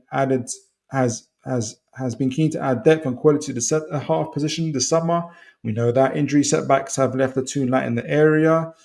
That is true. Fabian Schär, Dan Burn, all of that other stuff there. Van Hecke, who Brighton loaned to Championship outfit Blackburn Rovers in 2021-22 season, have given him proper run this time. The first team in exactly the profile that Eddie Howe is looking for. The 25-year-old ranked 6th across Europe's top 5 leagues last season for the best progressive carry, which is what Newcastle are looking at, distances per 90 minutes, and he ranked in the top 8% of Premier League defenders for chances created. That's crazy. So he really suits the same kind of profile as Fabian Schär, which is what we're looking for. Brighton could be reluctant to sell Jan Paul Van Hecke. Now the main role of a centre half is, of course, to defend and help preserve. Van Hecke is has ball playing capability, adds to his great value among Premier League defenders. The Dutchman was the 5th best for successful long balls per 90, 4.2 per game. That's incredible. Behind Joachim Andersen, Dean Huijsen, Trent Alexander, and Virgil van Dijk. So he's in very good company. When it came to passes per 90 in general, Van Hecke is 61, could only be better by Josko Gvardiol. Very good. Levi Colwill, Tosin Adarabioyo, William Saliba, Manuel Akanji, Van Dijk, Ruben Diaz, and teammate Lewis Dunk. Again, good company there. Van Hecke is among the top 15% of defenders in divisions for duels won, aerial duels won, recoveries, and tackles. Very good. The Brighton man, so he's in the 85 percentile then. The Brighton man, this is exactly what Newcastle looking for. The Brighton man did struggle when it came to 1v1s as he has been dribbled past on 18 occasions throughout 24-25 season, but that was on very few shortfalls in his game. So it makes sense for Newcastle and Hecke. The club have already reached out to the top player for the players' representatives to gauge level of interest too. It may be tricky for any deal to be completed, however, as 3 added minutes understands Brighton are very, very reluctant to sell their most recent player of the season player. I'm sure they are. It could certainly have a lot more to do with the valuation. Talks are at a very early stage. There's a chance Newcastle may not progress far in their efforts to sign Van Hecke, but the possibility is being explored. This is certainly one to watch. What do you guys think of this? Now, Van Hecke, I want to also kind of quickly go to Van Hecke's stats across here. He is an impressive defender. As you know, you would have heard some of the stats here on him. Um, I know maybe if you, without looking at the chat, I'm sure a few folks will note the fact that um, he had an issue with João Pedro at Brighton. We're looking at João Pedro as well. Now, maybe they kissed and made up. I hope they did. It'll be interesting to see what they think, what the situation is there. But he is a top talent. He really, really is at 25 years old. 50 grand a week, according to Capology here on FB Ref. He's a right-footed centre back, 6'2" tall. They got him at 78 kg. He's massive, and he always loves to tear up. He's been put in the same statistical bracket as Malik Chow, who we've been linked to before, Marquinhos, Levi Colwill, Mickey van der Ven. So again, he's in good company. If we look at some of his stats per 90 stats versus centre backs, for instance, a lot of green lines here for expected assisted goals, which is incredible, 86 percentile. Non-penalty goals and assists is in the 69 percentile. Shot creating actions, 94 percentile. Passes attempted, 85. Progressive passes, 98. So progressive passes, he makes nearly 7 progressive passes per 90. So at 6.94. Eddie Howe loves that stuff. Progressive carries, almost 2 per 90, 1.67, 96 percentile. So he's got lots of aerials duels, 173 percentile. Could improve a little bit on that, I think. But what do you guys make of him? And would you want to see him at Newcastle? Do let me know. Let me see what you guys are saying in the chat. Let me get a drink of water first. Jeez. But let me know what you guys are saying in the chat.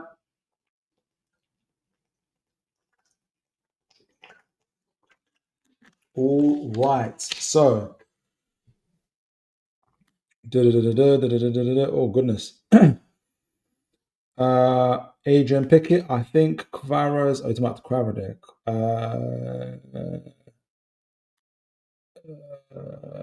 What have we got here?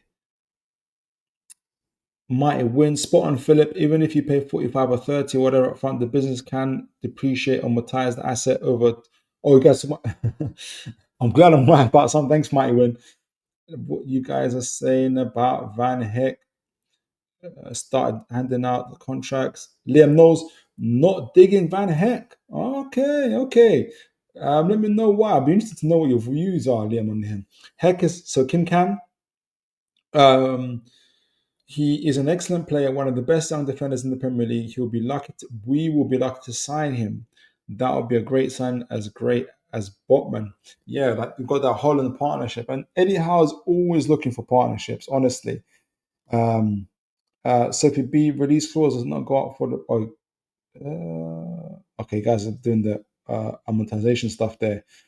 Well, you guys will get to the bottom of it. I know you will. Goat Father Hex is class. Goat Father's rating Heck. Sarah Robson, I prefer Diamande from a sporting CB. Good player. Got a couple consent. I don't know if you saw Antonio Mango's, review of him as well. Good player, but a couple flaws as well. But yeah, good player. Kim Cam. I hope Heck news is true with Pedro. Yeah. We could be stronger and a better team and a lot more. A lot more. What's the word I'm looking for? I'll say tough. I'll be diplomatic. Even tougher than what we already are. Kim Cap, he's a top talent. So you guys are rating him. I really rate him. I'm surprised he's a year older than Gahey as well. I hope him and Pedro have made up, honestly, because it would be great to have them. It would be absolutely phenomenal to have them both.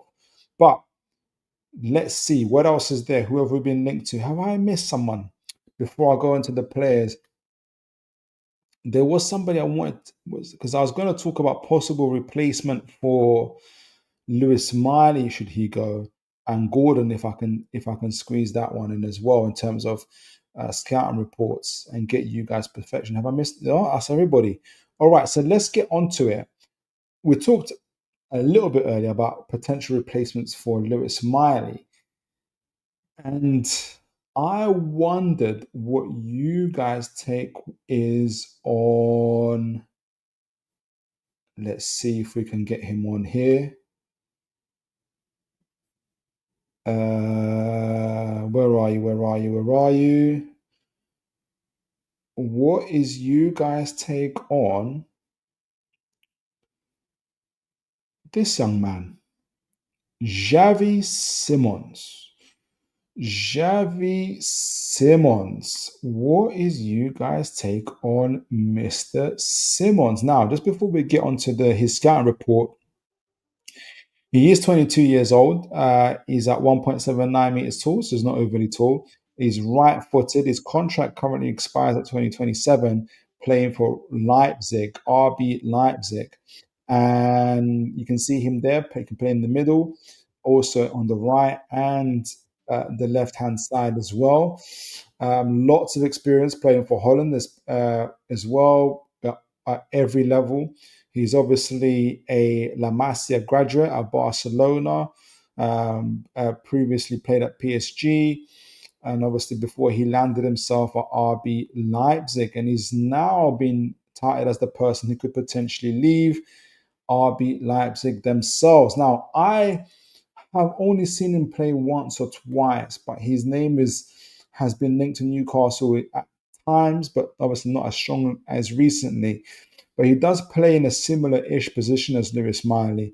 And I wondered if all that kind of conversations about from our Newcastle higher up saying, people don't know that we're linked to some foreign talents and then they haven't caught on who it is yet. Whether it will be someone of whether it's Xavi Simons or somebody of that level, I'll be really, really interested. But here's a player profile of him. Obviously, we know that he's from the La Masia Academy in Barcelona. Make sure you guys can see that. Yes, you can. Before signing for PSG in 2019 at age 16, where he made his professional debut 2 years later. I think his father was a former footballer as well. Lots of questions were asked about why Barcelona let him go, considering how fast he kind of climbed up their ranks. He's been rated as an absolute one of the best talents in world football, with Barcelona having a pedigree. And by the way, this scouting report was in 2024, November 30th, 2024. So nearly a year ago. So with Barcelona having a pedigree of promoting kids and talents, and I wonder if it's a financial decision for Barcelona. They're always getting that kind of situation, so I wouldn't be surprised.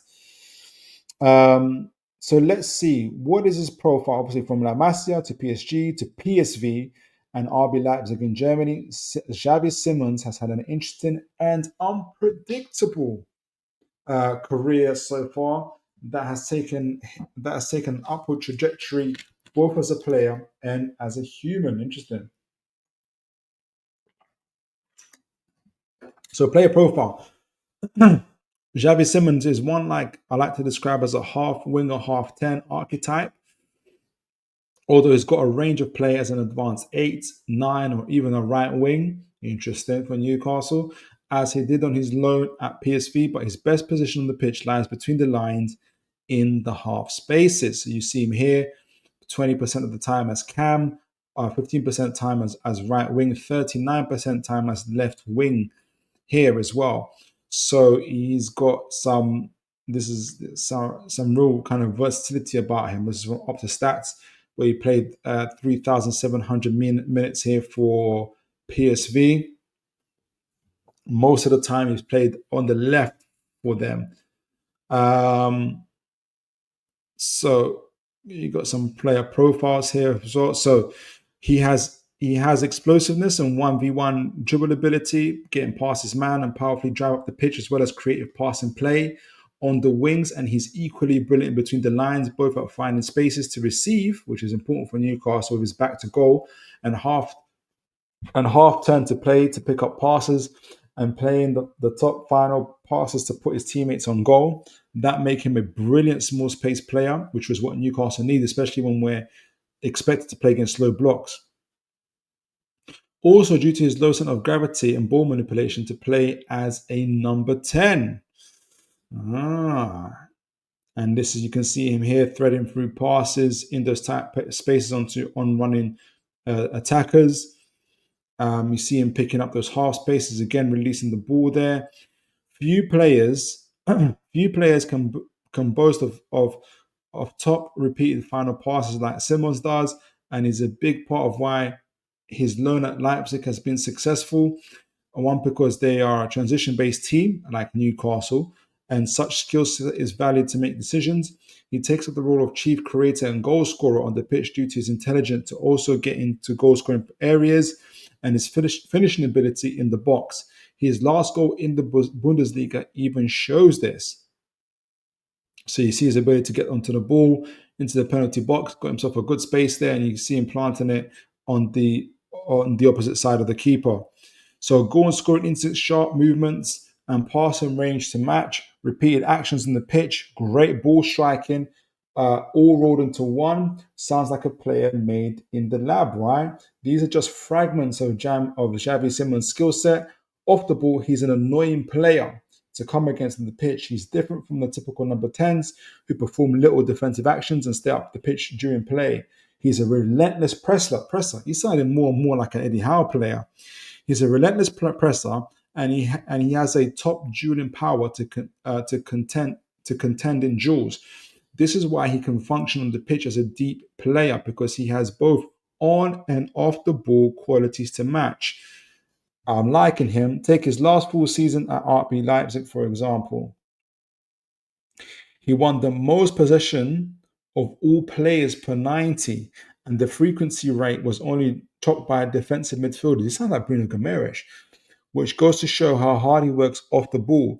To put Xavi's hard work without the ball into context, he was ranked 9th in the Bundesliga for intensive runs, with 2,326 accumulated across 32 starts. That's insane.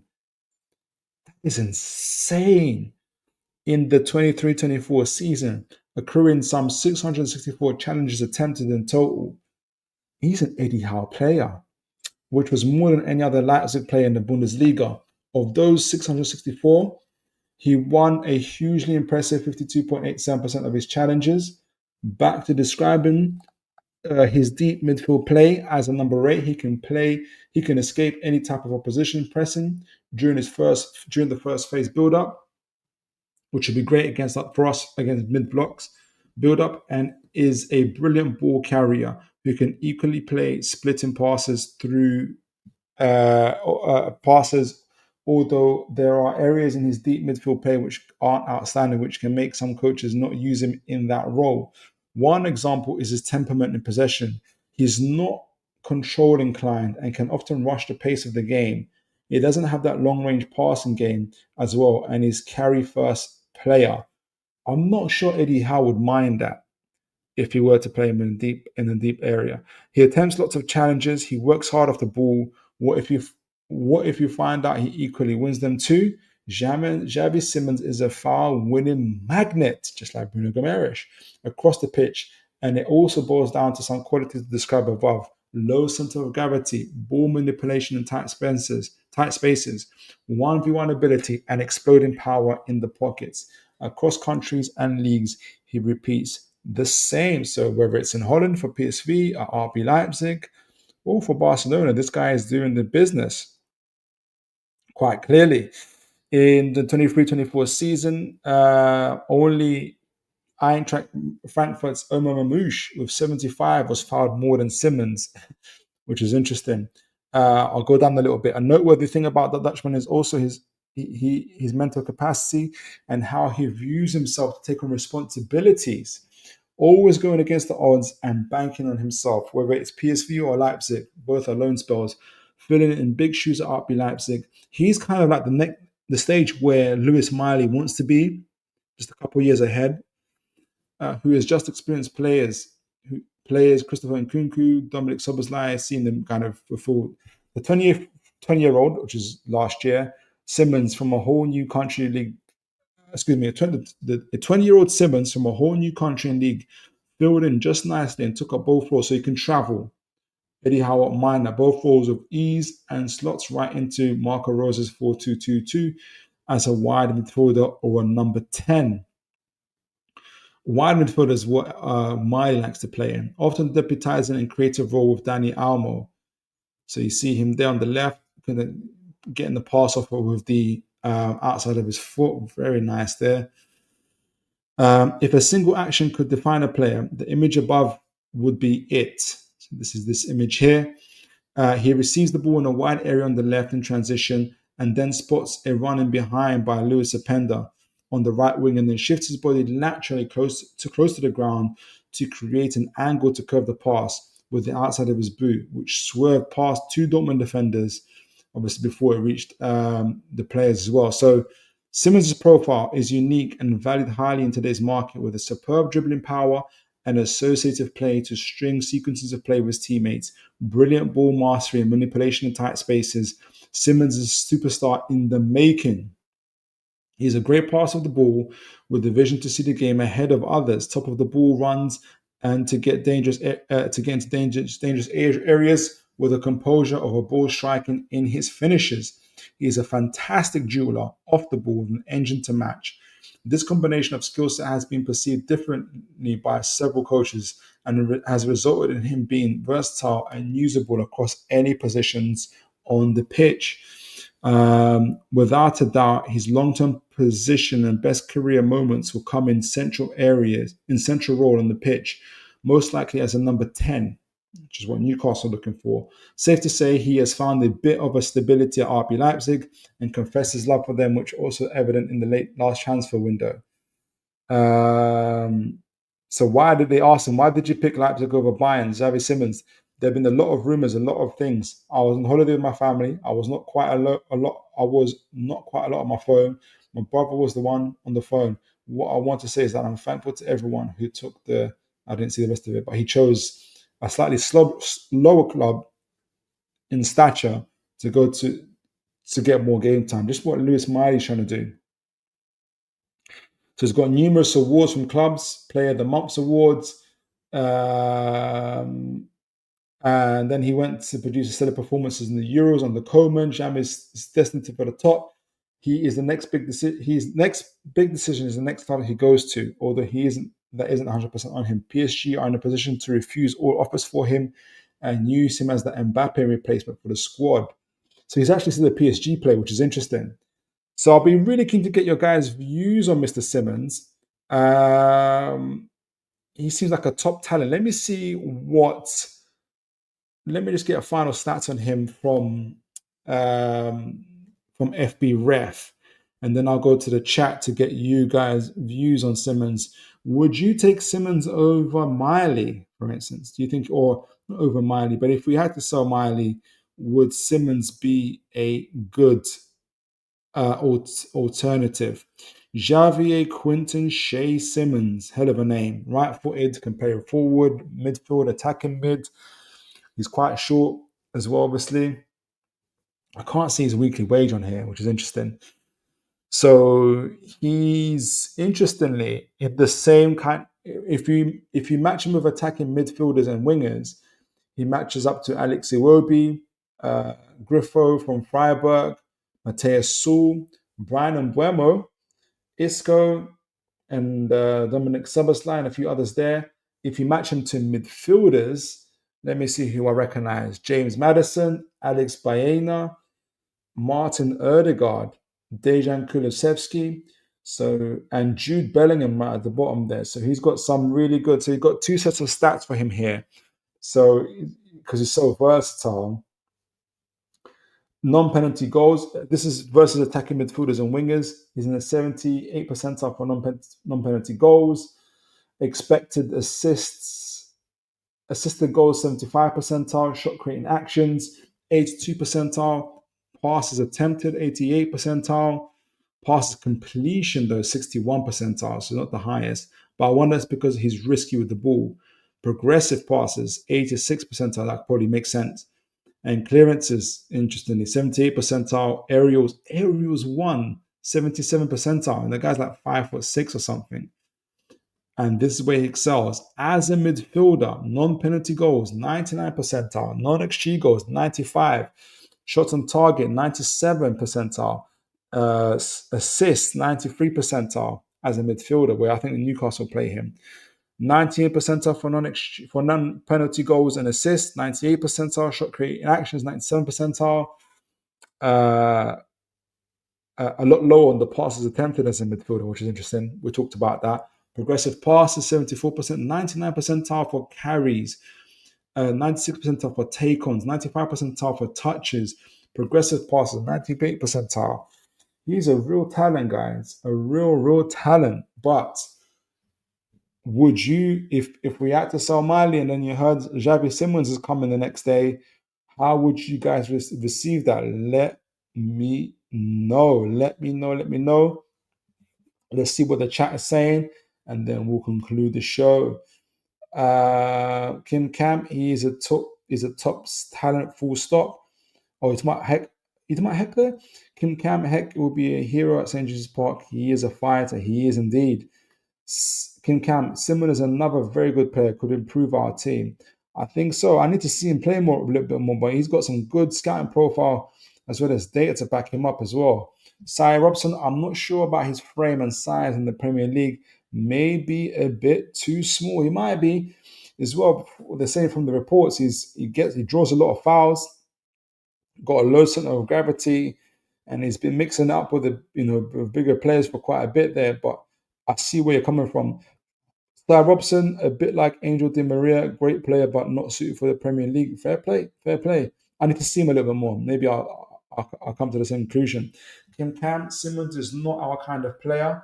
Lots of other clubs waiting and sniffing. We have no chance. Interesting. Harvey 22. I'm from my first time seeing you on the chat. Don't know if you've been in the channel before, but welcome and God bless you, sir. I'm from Turkey, but I watch the Prem sometimes. I think Newcastle have the best midfielder in the world. Are you talking about Tonali, Bruno, Joe Linton? We've got a couple of them. But welcome, Harvey. Welcome to the chat. God bless you. Let me know which midfielder you like. The mighty win. I really fancied Xavi 18 months ago, but he's gone right off the ball. Boyle. However, can Eddie get him back at his best? Well, if anyone can, Eddie can. That's for sure. And Lee, good to see you. God bless you, Lee. Lee, hi, buddy. I'm late, so I'm going back to start. How are you, buddy? I'm living life to the full, sir. I am living life to the full. Thank you for asking. I hope you're well too. Kim Cam, you cannot compare Miley to Simons. Simons is on another level. Okay, interesting. Kim Cam, nothing is small for a big talent. I agree with that. Harvey 22, Bruno. Thank you for letting me know, Harvey. He is definitely one of my favorite players too.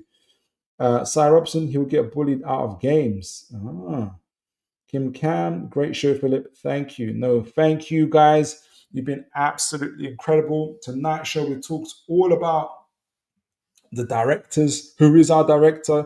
It looks like at the moment it's Andy Howe and Steve Nixon who are going to be our directors and getting deals off the ground. It might be a sign, an indicator that a player's coming soon. The fact that we've obviously been so public about taking Mitchell out of the frame at the moment. So maybe somebody is coming through. So we talked about that. We talked about the potential links of Van Hecke to Newcastle United, as well as obviously the potential exits of Lewis Miley and Gordon, and got you guys' thoughts on that, as well as also we looked at Xavi Simons. Could he be the talent from abroad that our owners and our hierarchy have been keeping stum? We'll find out soon enough, that's for sure. But guys, You have been absolutely incredible. We had like up to like 35 people watching the show tonight, which I'm pretty sure is probably the highest we've kind of experienced on the channel as well.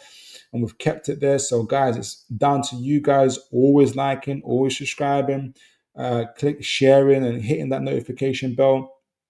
And don't be afraid to leave a comment as well, guys. That helps the channel as well. Please do that. You've been absolutely incredible. To let you guys know, for the next show on Thursday, 10 p.m. UK time, we will be doing our next episode from a rival's lens, where we'll be talking to Rich, a Man United fan. He's got his own channel as well. Forgive me, Rich, I didn't include the channel. I forgot the channel's name, but we will be talking to him about all things Man United and getting his perspective on all things Newcastle United. And but he's an incredible guy, very balanced, very objective guy. So I'm looking forward to talking to him as well. So guys, you've been absolutely phenomenal. Make sure you have a great evening. Make sure you look after yourselves. And as always, folks, God bless you guys and take care.